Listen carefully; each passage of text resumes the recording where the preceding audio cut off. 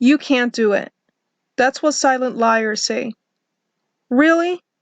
I think we can all do it, no matter what. I know those liars are not allowed to tell me that. I know what is true in the hearts. I have a dream, a really big dream, and I have been working on it my entire life. This dream means to me more than anything else. It's my oxygen, and I intend to keep it. I have faced a few obstacles that have made me want to cry. But the best part of that is how I learned how to face those obstacles, not run away from them. I felt amazing when I got rid of one obstacle after the other, because I could see my dream in the air, hovering above me. It's staring back at me with its eyes, forcing my body to catch it and never letting it go. Sometimes I find myself forgetting about that dream, because I get distracted with other things. As soon as I am given a sign of that dream, it's right there, floating in front of me, yelling at me to get back to work and not forget it. It wants me to follow it and consume it with all my strength. And it's not going to stop until success explodes in the air and around the world for all creatures to see. Even though I am already a published author, I crave more life. Yes, I want my books to be out there to inspire people, to change their entire outlook on life, to make a difference, to bring people new ideas, and create a dream of their own that will tell them to never give up. This is not the only thing I dream about, though. What really puts me over the edge is the fact that I want to be an animator. That is my strongest dream.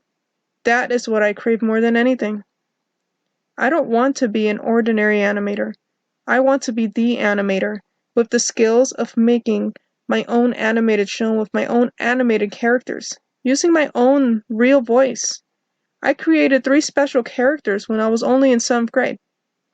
When I looked at the draft of each character on the back of my drawing notebook as I was sitting alone by the lockers in school, I knew there was something there. And it was something huge. I had the most amazing feeling in the world, right then and there. The characters talked back to me, thanking me for creating them, and all I could do was smile back at them.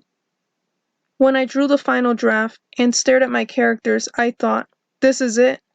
These people are going to change the world. They're going to make the world into something, and it is going to be something huge. Then there was this amazing feeling that I could not make out. The characters felt more alive than ever. It was as if they sprung out of the pages, stood in front of me, looked at me with surprised expressions and told me, please, don't forget us. I nodded my head with a tear or two and answered them, never. I won't. I won't allow myself. I got to work and started the hardest projects my hands could handle. It was the biggest struggle I had ever experienced. The struggles were like putting your hands into the burning lava on the ground. Was that struggle a waste? No, it wasn't. Every ounce of hard work was paying off, and it was going to pay off even more when I know people are going to see, hear, and feel what I have done. Yes, sometimes I do feel like this. All might be a waste. And I may never listen to the sound of my dream again. But I didn't stop. And because I didn't stop, I created a whole world, a whole sound of my dream again. But I didn't stop. And because I didn't stop, there you go. I created a whole new world filled with my divine imagination and my divine voice. Then I forget about my dream once again. I am in a driving car, staring out at the horizon whenever I think about this dream. Every single time in the distance I see a rather too realistic vision of my 3 characters staring at me with faces. They know when I have forgotten about them, and when they do, they give me sad faces. But when they know that I still have faith in them, they continue to watch me with smiles. And from time to time, they wave at me with intense enthusiasm. Their laughter is heard. Oh, what beautiful laughter. That's when I get visions that tell me this is what is going to happen. And what I see is people with the knowledge of my works, of my characters in the stories or on TV.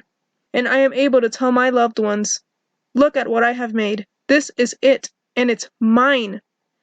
I have filled my heart, made a difference, and inspired many people to create their own ideas. I have found what I was looking for. My characters aren't just silly drawings on a piece of ripped paper.